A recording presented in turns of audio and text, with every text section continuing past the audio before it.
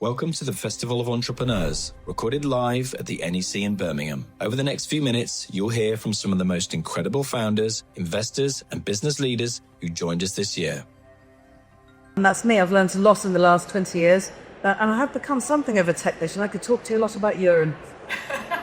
Maybe it's worth giving an overview of our products, because that is quite the leading statement. So tell me about these. Well, my brother rang me one day a long time ago and said, I've had yet another woman coming in here complaining to me about having to deliver a urine sample into a tiny little bottle. I'm fed up with this. I have to retest all the time. It's unhygienic. And I said, make something. And he did. And he entered into an innovation award he won. And he told me he was going to go and talk to all the media about it. And I said, no, you're not. I'm in PR. You don't talk to them until you've made it. And he said, can you help me? I said, yes. We spent 10 years in R&D. I rang a lot of British companies who made urological stuff. And they just said, oh, we have our own ideas. Thank you very much. So we ended up doing it ourselves. And we now have a manufacturing partner in Derby. We're selling on the NHS supply chain for the second time around because we suffered when we were scaling and COVID stopped point-of-care testing. So we suddenly had no revenue, no sales. And by the time point-of-care testing came back, we had no stock because of too short day to sell. We crowdfunded to relaunch, and our manufacturing partner went into administration. So now we had no factory either. But we've come through all of that. We're now banned on the supply chain. We had our first NHS supply chain sales last week. And I also won a Doctor's Den award. I got a unanimous vote from 120 GPs who immediately said, this is fantastic, it can save us a lot of money, it's made here, why is it at every GP surgery? So we're scaling for the second time. So as you can see, Giovanna Forte is a voice you need in the room, and also to be in medtech and health tech, that's a really different field to be in, because sometimes innovation can be a challenge to scale. So we're going to get to that in a moment. There's also going to be time for audience question and answer. So if you've got anything on your mind that you'd like to hear more, please let us know later on and we'll come out with the mics. But first, you talked about how you didn't start out as an entrepreneur and that your brother, being a GP, came to you with a problem statement and you knew that you wanted to get called. So what were your personal or professional experiences that shaped your decision to become an entrepreneur? Because that is quite a leap. Well, I was, in a way, already an entrepreneur. Entrepreneur implies challenge and disruption.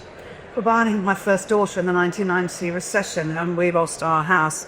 My husband told me to go back to work, and I just went, no, I've got a baby, so I started my own business there, working in the event industry. And also it just meant I could be a mother and arrange things in my own time. And I have that until I was 26, and I haven't worked for anyone else since. So although I wouldn't necessarily call myself an entrepreneur, so I wasn't challenging anything, I have worked for myself for a very long time. Yes. So it just felt entirely natural, you know. I come from a family of Italian immigrant entrepreneurs. I don't think it had Forte's ice cream, that's us, or it was. So it felt very natural. You know, my parents, my grandparents, my whole family have their own businesses. So it didn't feel like a particularly wrong, it was a natural step. Yes, and something that some people tell us they had an imposter syndrome about. That's not what I'm hearing from you. In fact, you saw it as the opportunity to solve some problems of... I have asked imposter syndrome. No one knew they had it till somebody wrote about it. No one knew. All you have to do is give yourself permission to do something. Yes. That's it. Beginning and end. Give yourself permission. Imposter syndrome. No, I was just turning it to this. If you want to do something, you do it. Give yourself permission to do it. Yes. What other people think has got nothing to do with you. So taking up space and making it happen. Yeah. So let's take a step out of that. What were the biggest challenges that you had to overcome when your brother came to you with this innovative idea? He came with a prototype. What happened next? What were the biggest challenges to get to market? One challenge was persuading the health system that something wasn't right. Now, everyone I speak to, in fact, several people I've spoken to, just said, well, it's a no-brainer. You know, it gets done. Plus it's right, it saves money.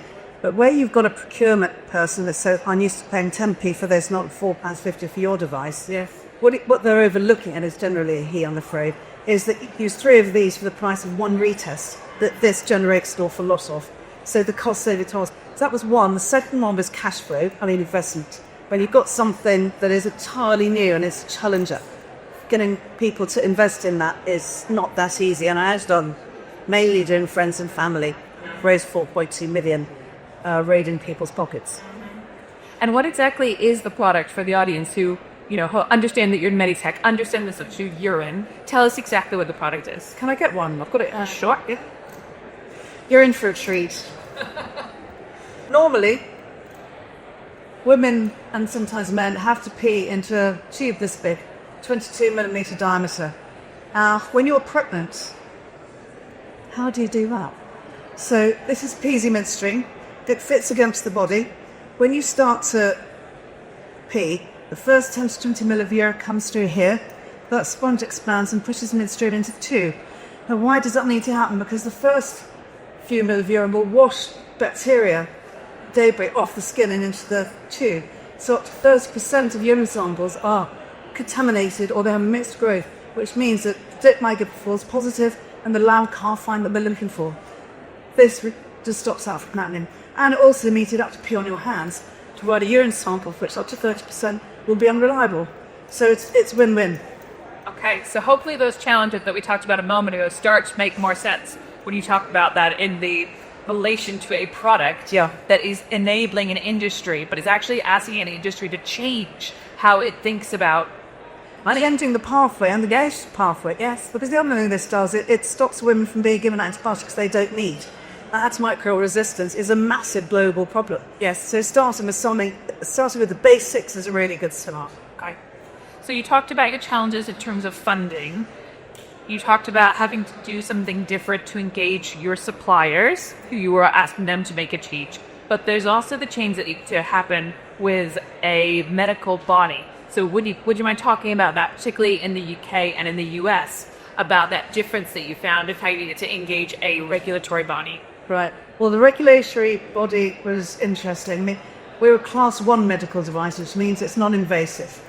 Now, with the amount of evidence we've had to produce to demonstrate that this works is astonishing. And when you think that the medical profession is quite happy showing mesh into women without that much evidence, and yet we've had to produce the most incredible amount of evidence for this, but we've done it.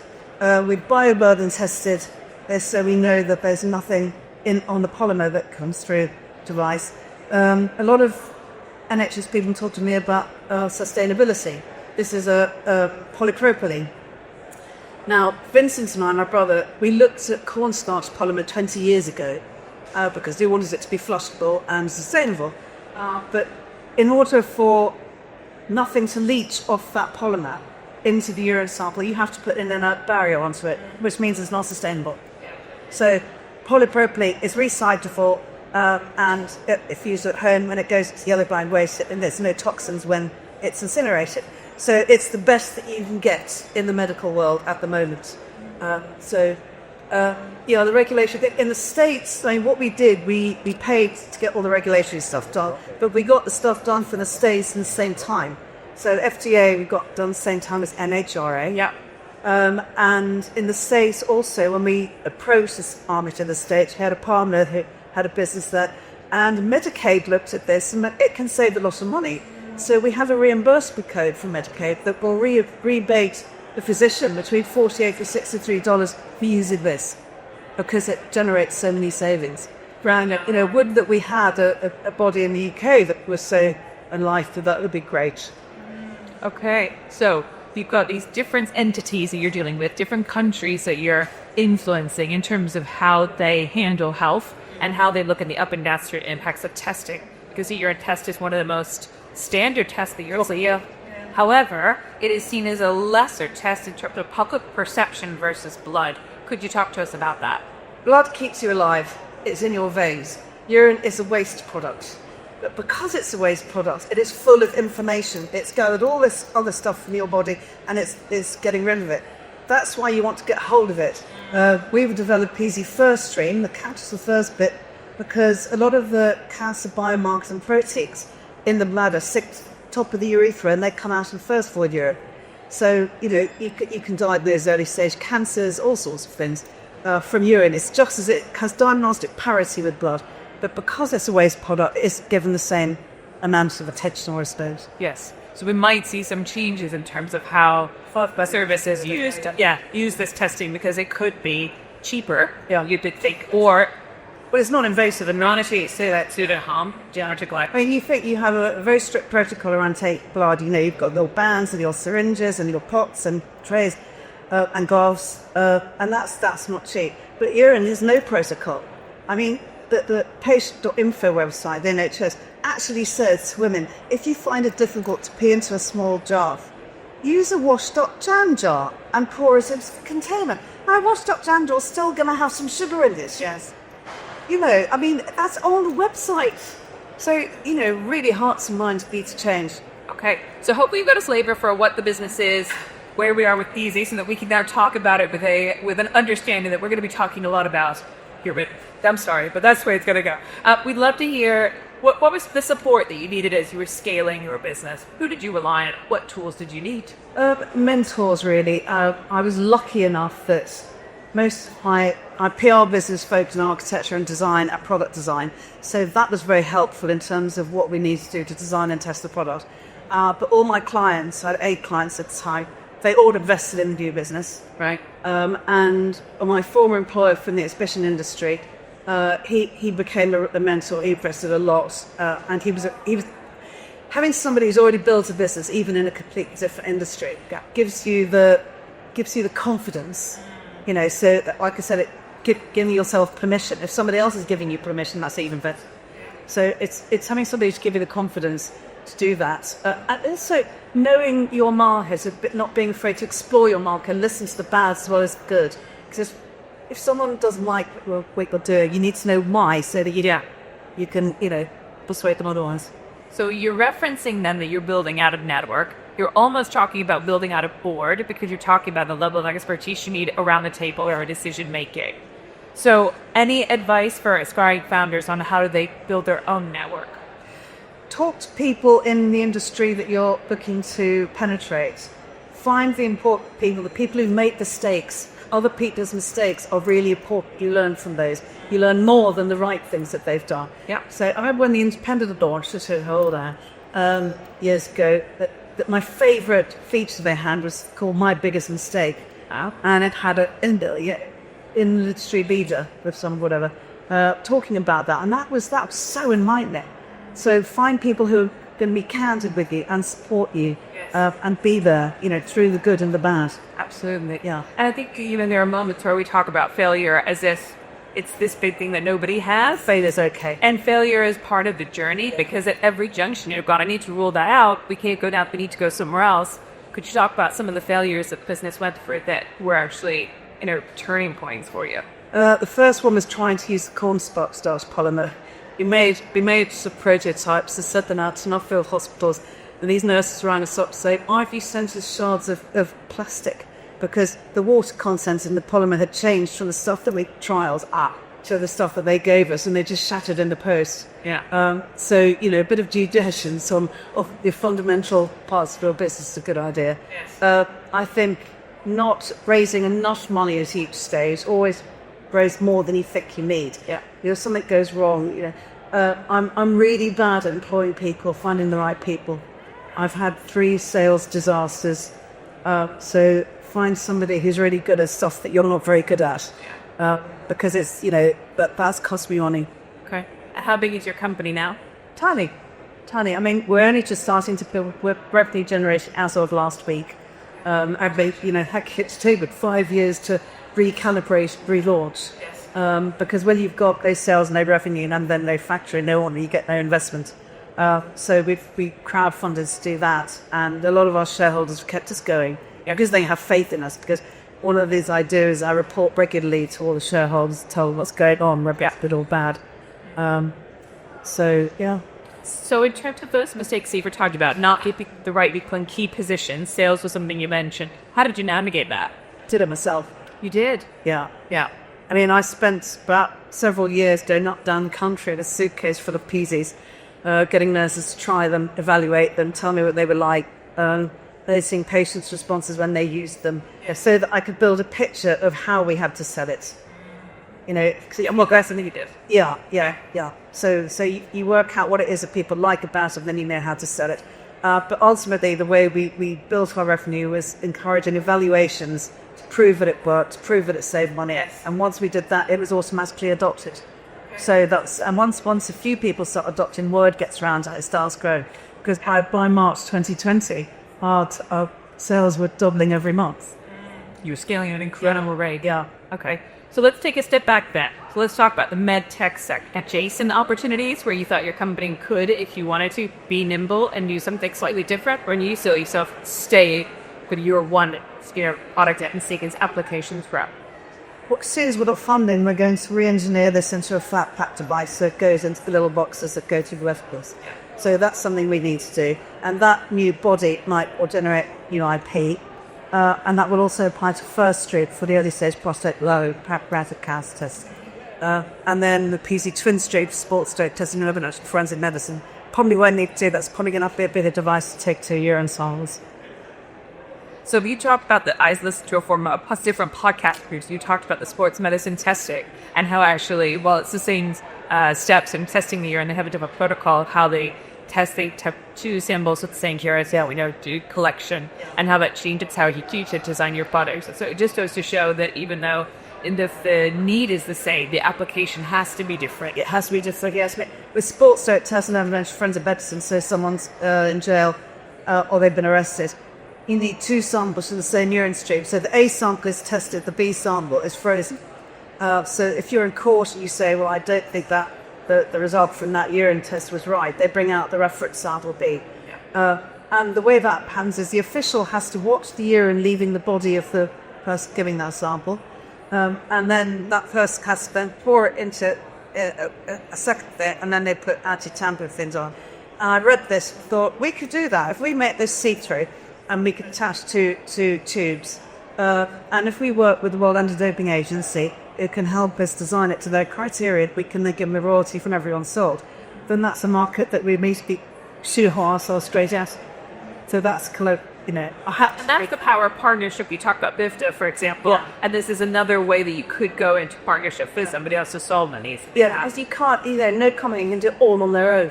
Yeah. And find people who do the bit that you don't do. That expertise is really important. Otherwise, you go blundering around trying to do something you're not qualified to do. I mean, I know how to make this stuff. I know lots about you, and I've learnt a lot. But I could organise labs. I can't. There's lots of stuff I don't do. I don't do B2C. I wouldn't know where to start. I hate social media. I'd be rubbish, empty. I know your strengths. Know your strengths and lean on those around you. Back to our first point around network, right? Yeah, about building your network and building that trusted advisor group around you. Okay, so what advice would you give to founders trying to navigate sectors in innovation? Drill into those sectors for all you're worth. Find out everything, the good, the bad, and the ugly. Who are your competitors? Do you have competitors? What are they turning over? Research their companies. But most of all, get evidence to prove that what you're doing is needed, and give yourself permission to do it. Yes. Okay. What's something you know now that you wish you'd known at the beginning of this journey? How damn difficult it would be. Right. Yeah. Because you probably had people giving you advice. I was so stubborn, I probably would have done it anyway. Yeah. Well, sometimes you have to, because nobody else is doing it. Yeah, it becomes like a driver for you. I want people to tell you you're going to do it. You carry on. So with that in mind, knowing how determined you've been to bring your product to market, how is there a work-life balance? I call it life work. Is there life work? It's a life work balance. Life comes first, yeah. My daughters, when they were little, got fed up when I was in PR. They would spend their evenings stuffing press releases into envelopes and stamps and labels.